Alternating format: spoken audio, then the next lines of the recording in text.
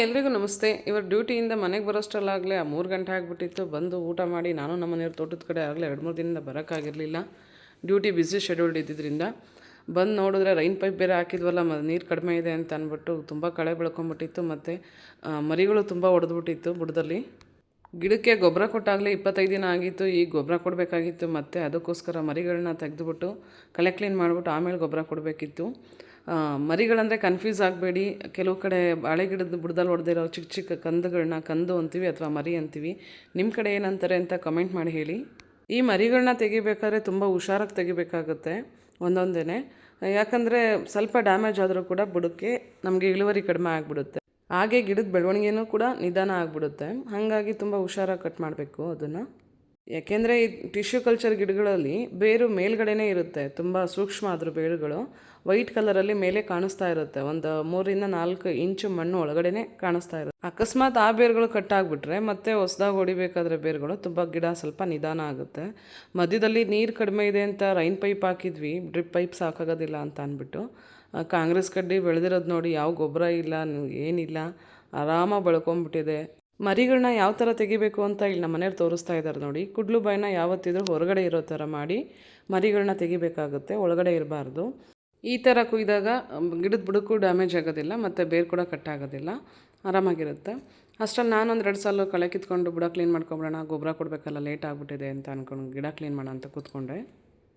ಅಷ್ಟರಲ್ಲಾಗಲೇ ನನ್ನ ಮಗಳು ಮಲ್ಕೊಂಡಿದ್ದವಳು ಎದ್ಬಿಟ್ಟಿದ್ಲು. ಎದ್ಬಿಟ್ಟು ಅವ್ರ ಅಣ್ಣನೂ ಹೊರಗಡೆ ಆಟಾಡ್ತಿದ್ದಾನು, ಕಂಡಿಲ್ಲ. ನಾವು ಹೊಲ್ದ ಹತ್ರ ಇದ್ವಲ್ಲ, ನಾವಿಬ್ಬರು ಕೂಡ ಕಂಡಿಲ್ಲ. ಅದಕ್ಕೆ ಭಯ ಪಟ್ಕೊಂಡು ಹೊತ್ಕೊಂಡು ಬಂದಳು. ಅವಳನ್ನ ಎತ್ಕೊಂಡು ಸಮಾಧಾನ ಮಾಡಿದ್ವಿ. ಇವತ್ತಿನ ಕೆಲಸ ಇನ್ನೇನು ಮುಗೀತಲ್ಲ, ನನ್ನ ಮಗಳಿಂದ ಎಲ್ಲ ಕೆಲಸ ಕೆಡ್ತು.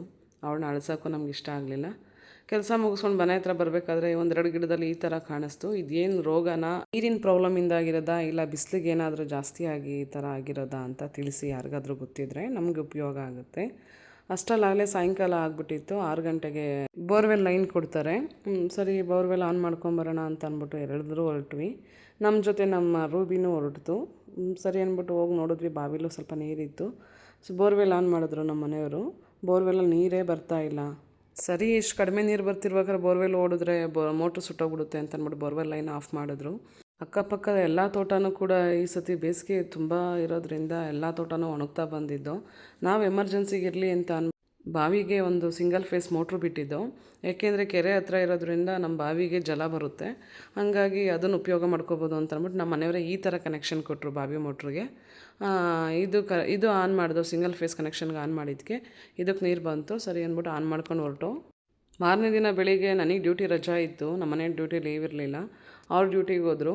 ನಾನೊಂದು 4 ಜನ ಅಕ್ಕದಿರಿಗೆ ಕೆಲ್ಸಕ್ಕೆ ಬರೋದಕ್ಕೆ ಕೇಳಿದ್ದೆ. ಅವರು ಬೆಳಿಗ್ಗೆ 8:30 ಬಂದಿದ್ದರು.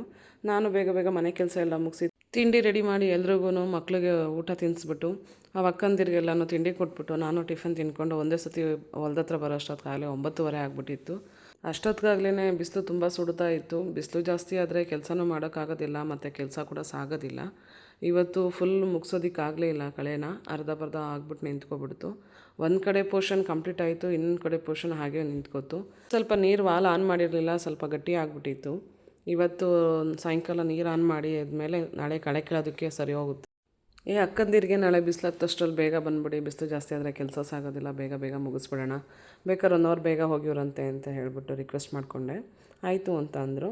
ಇವತ್ತಿನ ವಿಡಿಯೋ ಇದಾಗಿತ್ತು. ಮುಂದಿನ ವಿಡಿಯೋದಲ್ಲಿ ಮತ್ತೆ ಸಿಗೋಣ ಅಂತ ಹೇಳ್ತಾ ಎಲ್ಲರಿಗೂ ಬಾಯ್.